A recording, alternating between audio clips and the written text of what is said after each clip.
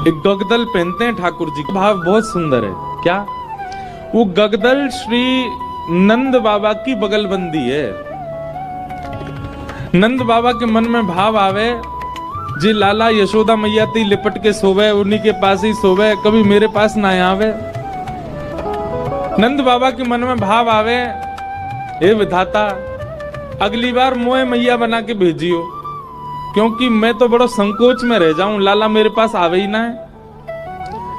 ठाकुर जी नंद बाबा की मन की बात समझ गए कि बोले बाबा यूं सोच रहे हैं लाला मेरे पास ना है सोवे, आज मैं बाबा के पास सोऊंगा।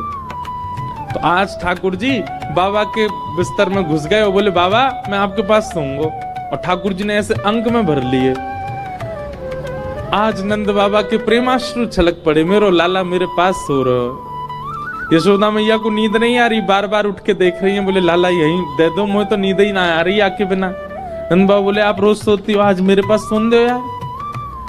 लेकिन वास्तव में ठाकुर जी नाटक कर रहे थे, ठाकुर जी को नींद नहीं आ रही थी।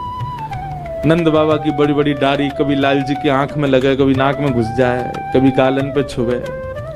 रात में जैसे ही नंद बाबा को गहरी नींद आई, चुपचाप ठाकुर जी हाथ खोल के निकले और यशोदा मैया के अंग से लिपट के सो गए। सुबह जब नंद बाबा उठे तो बाबा को संकोच भयो, बोले लाला रात में आयो लेकिन चलो गो मैया पास ही।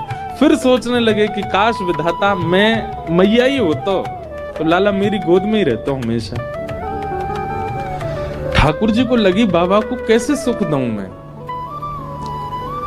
सो ठाकुर जी क्या करने लगे, सोते तो मैया के पास हैं, पर नंद बाबा जो दिन भर बगलबंदी पहन के रहते हैं, रात्रि में जैसे ही उसको उतार देते हैं, ठाकुर जी नंद बाबा की बगलबंदी पहन लेते हैं। अब इतने से लाला और इतनी बड़ी बगलबंदी, और वह पहन ले सो हाथ ठाकुर जी के ऐसे लटके, नीचे नीचे हाथ लटके, नीचे बगलबंदी लटके, और नंद बाबा की बगलबंदी ही ठाकुर जी कंबल बना के ओढ़ लें, वही मई सोमें, वही मई दुबक जाए, वही के भीतर ही रहें। पूरी रात ठाकुर जी उसमें किलोल करते हैं। श्री ठाकुर जी की अंग की सुगंधी से जब वो बगलबंदी अंकित हो जाती है, तब अगले दिन नंद बाबा पहन के जाते हैं तो उनको पूरे दिन यही आभास होता हो कि लाला मेरे हृदय से लगो भय, लाला की सुगंधी आ रही है।